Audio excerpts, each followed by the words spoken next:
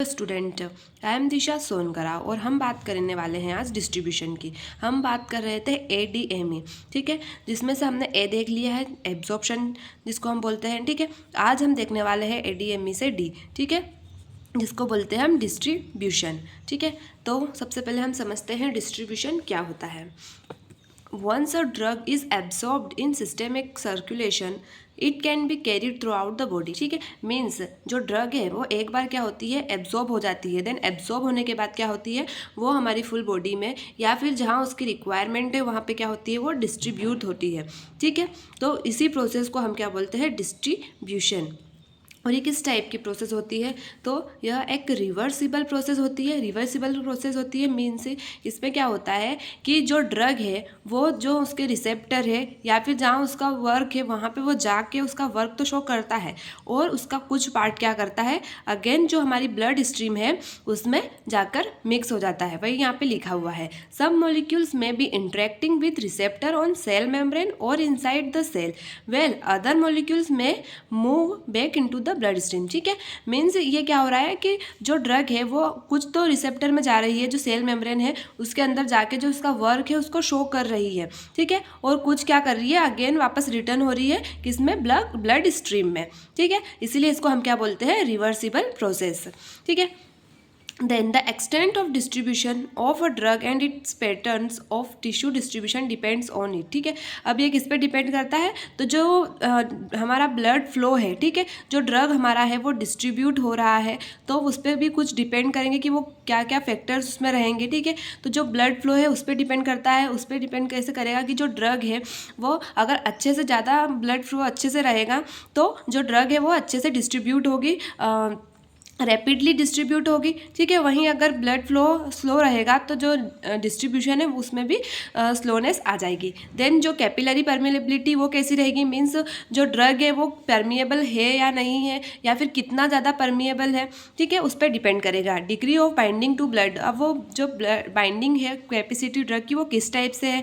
Then tissue protein के साथ वो बाइंड हो रही है नहीं या नहीं हो रही है, या फिर relative lipid solubility of drug molecules, means जो हमारा ड्रग है उसकी जो सोल्यूबिलिटी है वो किस टाइप से है, लिपिड सोल्यूबल है वो या फिर वाटर सोल्यूबल है, किस टाइप से है वो ड्रग, जिससे मीन्स अगर जिस टाइप से उसका नेचर होगा उस टाइप से क्या होगी उसकी सोल्यूबिलिटी होगी और उस टाइप उसकी के अकॉर्डिंग क्या होगा वो डिस्ट्रीब्यूट होगा, ठीक है। तो ये क्या होगा, हमारे डिफरेंट पैटर्न्स हो गए जिसके कारण इसके साथ क्या होगा, जो ड्रग है हमारा वो टिश्यू में डिस्ट्रीब्यूट होगा, ठीक है। देन नेक्स्ट अब हम देखते हैं physiological barriers to drug distribution, ठीक है। अब कुछ फिजियोलॉजिकल बैरियर्स भी होते हैं ड्रग डिस्ट्रीब्यूट करने में, जो क्या बनते हैं, बैरियर बनते हैं। जैसे फर्स्ट क्या होगा हमारा BBB, ब्लड ब्रेन बैरियर, ठीक है। तो जो ब्लड ब्रेन बैरियर होता है, जो इसकी जो सेल्स होती है या फिर टिश्यूज़ होती है वो कैसी होती है, इंडोथीलियम की होती है और विद टाइट जंक्शन, ठीक है। इनके बीच में कैसा रहता है, एक टाइट जंक्शन रहता है, ठीक है, इस टाइप से। तो वो हर किसी ड्रग को अपने अंदर इंटर नहीं करने देता है, ठीक है। कैसी रहती है वो, बहुत ज़्यादा लेस परमिएबल रहती है या फिर बोल सकते हैं हम सिलेक्टिवली परमिएबल रहती है। In addition brain capillaries are also involve by glial cell and which are less permeable, ठीक है। तो वो कैसी रहती है, लेस परमिएबल रहती है और उसमें क्या इन्वॉल्व रहता है, तो गैलियल सेल का इन्वॉल्व रहता है, ठीक है। देन जो लिपिड सोल्यूबल ड्रग रहती है वो क्या करती है, आसानी से उसको पेनिट्रेट कर सकती है, ठीक है। जो वो सेल मेम्ब्रेन होती है उसको आसानी से पेनिट्रेट कर सकती है, कौन, जो ड्रग रहती है लिपिड सोल्यूबल ड्रग, ठीक है। किसके कंपैरिजन में, तो जो वाटर सोल्यूबल ड्रग होते हैं उनके कंपैरिजन में जो लिपिड सोल्यूबल ड्रग है वो आसानी से पेनिट्रेट कर सकती है सेल मेम्ब्रेन को। और जैसे एग्जांपल में क्या बताया है इसमें, तो L-dopa, ephedrine, diazepam etcetera pass through the BBB, blood brain barrier. वहीं जो पोलर ड्रग्स रहती है या फिर बोल सकते हैं वाटर सोल्यूबल ड्रग रहती है वो क्या करेगी, वो पेनिट्रेट होने में फेल हो जाएगी, ठीक है। एग्जाम्पल के लिए क्या दिया है, डोपामाइन। देन नेक्स्ट क्या है, ब्लड टिश्यू बैरियर, ठीक है। अब ब्लड टिश्यू बैरियर में को क्या बोलते हैं, BTB, ठीक है। Group of cell that separates blood from other tissue, ऐसा ग्रुप का सेल्स जो क्या करता है, जो ब्लड है उसको क्या करता है, सेपरेट करता है अदर टिश्यू से। जैसे एग्जाम्पल के लिए ब्रेन हो गया, प्लेजेंटा हो गया, रेटिना हो गया, टेस्टिस हो गया और थाइमस हो गया। ठीक है, तो ये क्या करते हैं, जो ब्लड है और जो टिश्यू है उनको आपस में क्या करते हैं, एक सेपरेशन बना के रखते हैं ऐसे टिश्यू। ठीक है, protect vital organ from harmful substance in the blood. ठीक है, इनका वर्क क्या है, तो जो हार्मफुल सब्सटेंस है उनको उनसे प्रोटेक्ट करना हमारी ऑर्गन्स को।